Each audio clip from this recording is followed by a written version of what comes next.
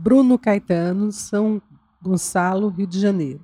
Percebo, ao viajar, de um Sim. estado a outro, uma certa diferença nos costumes e na cultura, o que, de certa forma, me atrai a ter inclinações menos nobres. Gostaria de saber se cada estado ou cidade sofre mais influências tenebrosas em sua psicosfera. Nossa, sim, que boa pergunta. Esse é de Bruno. Bruno, boa pergunta. De São Gonçalo, Rio de Janeiro. Vocês são chamados injustos. Não aceitem não, viu, Bruno? Papagoiaba, não é isso mesmo? Aí é carioca da gema. Não, você é da Clara, não é completamente carioca, não é do Rio de verdade. Nossa, como há preconceito. O paulista de capital é mais paulista, o do interior é caipira. O do Nordeste é menos gente do que o pessoal do Sudeste. Aí vai todo mundo para a Europa, vai para Paris, não tem problema, porque os parisienses, os franceses adoram brasileiros, mas nem tanto. Mas vai para Nova York, vai para Londres, aí a coisa pega. Não interessa se é de São Paulo, se é do Rio, se é do Nordeste, qualquer lugar. É brasileiro e todos são maltratados.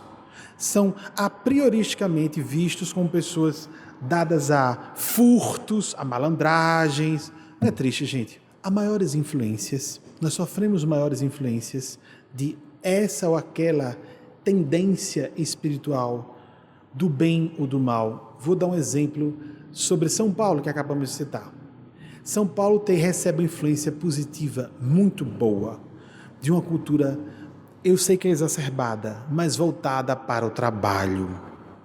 A maior parte dos nossos seguidores da organização é de São Paulo.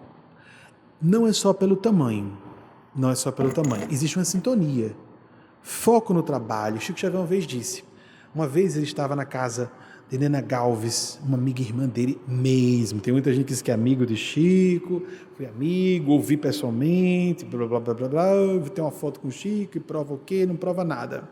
Todo mundo, eu vi de perto de pessoas próximas a ele. Fulano disse que é amigo publicamente, nunca esteve aqui. Eu sei, etc. Muito bem. Nena Galves, irmã espiritual de Chico Xavier. Num certo dia, Chico pernoitando em casa dela, do alto de um edifício, observando daquelas artérias das vias de escoamento de São Paulo capital. São Paulo tem ares nova-iorquinos que surpreende quem chega de fora. São Paulo capital, estou falando.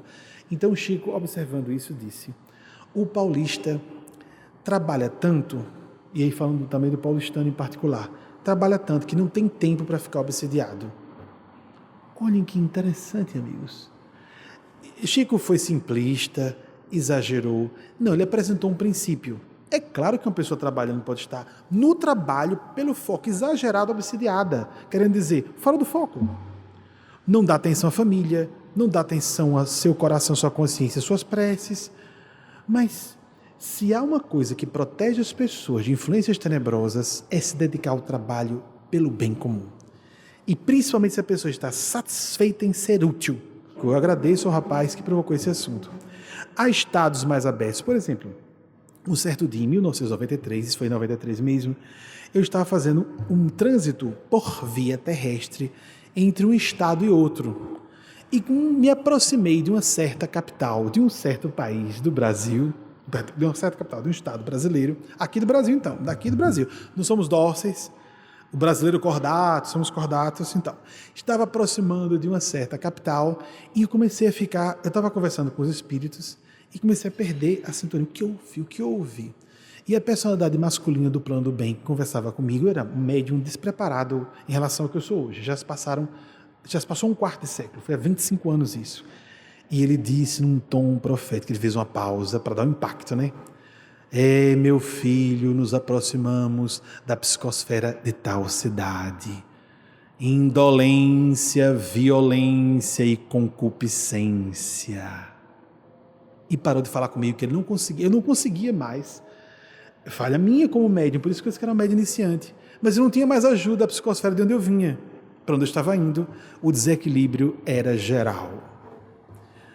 Chico Xavier afirmou que durante a Segunda Guerra Mundial, a espiritualidade superior abandonou o eixo do mal. Alemanha, Japão e Itália. Vocês conseguem imaginar o que seja uma nação já em estado de guerra, que é uma loucura, inqualificável. Nós não sabemos o que é isso. Nós brasileiros não temos essa história. abandonada do plano superior. Ou seja, o caos. O caos. Não por acaso. Jung falou sobre isso também. Se aproximava, ia para Munique visitar amigos e começava a achar as ideias nazistas coerentes. Voltava a Zurich, meu Deus do céu, o que é isso? Aí ele criou a teoria do inconsciente coletivo que havia surtado. Chico Xavier, por Emmanuel, disse isso. As coletividades enlouquecem. Que não seja isso. Me lembrei agora de Victor Hugo, grande literato da história, não só da literatura francesa, mas universal.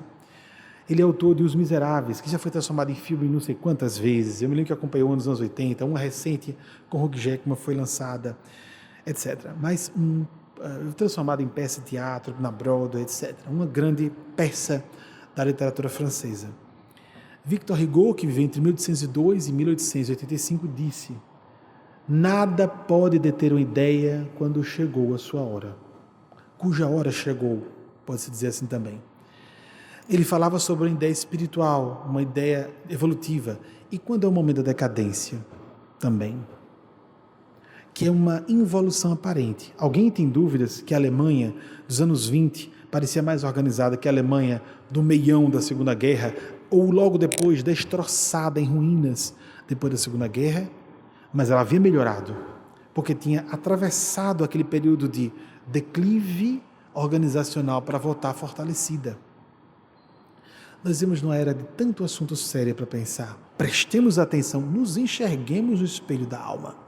Nós estamos num mundo onde uma criança morre a cada 5 minutos de inanição, ou pelo menos relacionada a enfermidades relacionadas à subnutrição. 50 espécies são extintas por ano.